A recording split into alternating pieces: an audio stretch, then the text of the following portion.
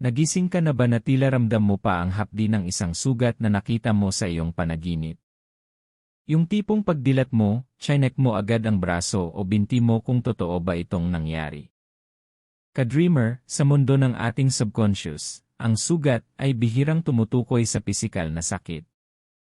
Madalas, ito ay isang mensahe tungkol sa iyong emosyon, sa iyong nakaraan, o sa mga bagay na pilit mong itinatago. Ngayong araw, hihimayin natin ang iba't ibang kahulugan ng panaginip na may sugat. Kaya bago tayo magsimula, siguraduhing nakasubscribe ka na rito sa Dream Signs para lagi kang updated sa mga kahulugan ng iyong mga panaginip.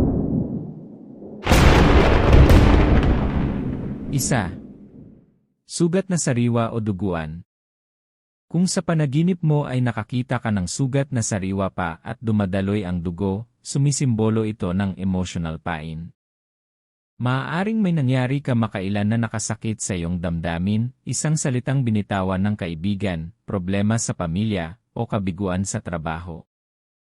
Sinasabi ng panaginip mo na sariwa pa ang sakit at kailangan mong bigyan ng panahon ang iyong sarili na maging okay. 2. Sugat na hindi gumagaling. Nakakita ka ba ng sugat na kahit anong gawin mo ay hindi naghihilom? Ito ay simbolo ng unresolved issues o mga bagay sa nakaraan na hindi mo pa rin mapatawad o makalimutan. Baka ito ay isang trauma o maling desisyon na hanggang ngayon ay dinadala mo pa rin. Ang mensahe: oras na para harapin ang nakaraan para tuluyan ng makapagluto ang bagong balat. 3. Ikaw ang sugatan, self-inflicted or accident. Kung sa panaginip ay ikaw mismo ang may sugat, ito ay babala tungkol sa iyong vulnerability. Pakiramdam mo ba ay wala kang proteksyon sa totoong buhay? O baka naman masyado mong pinapahirapan ang sarili mo sa sobrang pagtatrabaho o pag-isip? Sinasabi nito na kailangan mong mag-ingat at pahalagahan ang iyong sarili. 4. Sugat na naghihilom, scabs nagpepeklat.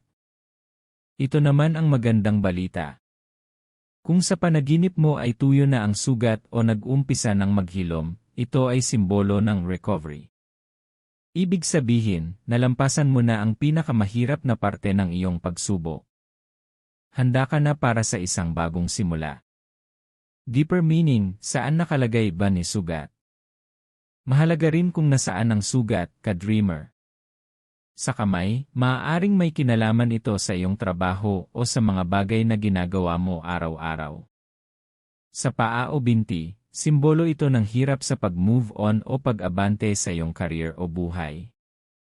Sa puso o dibdib, malinaw na senyales ito ng heartbreak o matinding kalungkutan sa isang relasyon. Tandaan natin, ang sugat sa panaginip ay hindi para takutin tayo, kundi para ipaalala na tao lang tayo, nasasaktan, pero may kakayahang gumaling. Kung may sugat ka man sa puso o isipan ngayon, manalig ka na lilipas din ang hapdi at maghihilom ang lahat sa tamang panahon. Kayo, mga ka-dreamer, saan banda ang sugat na nakita nyo sa inyong panaginip? I-comment nyo lang sa ibaba at pag-usapan natin yan. Muli, ito ang Dream Signs. Hanggang sa susunod na video, stay safe at matulog ng may kapayapaan. Paalam!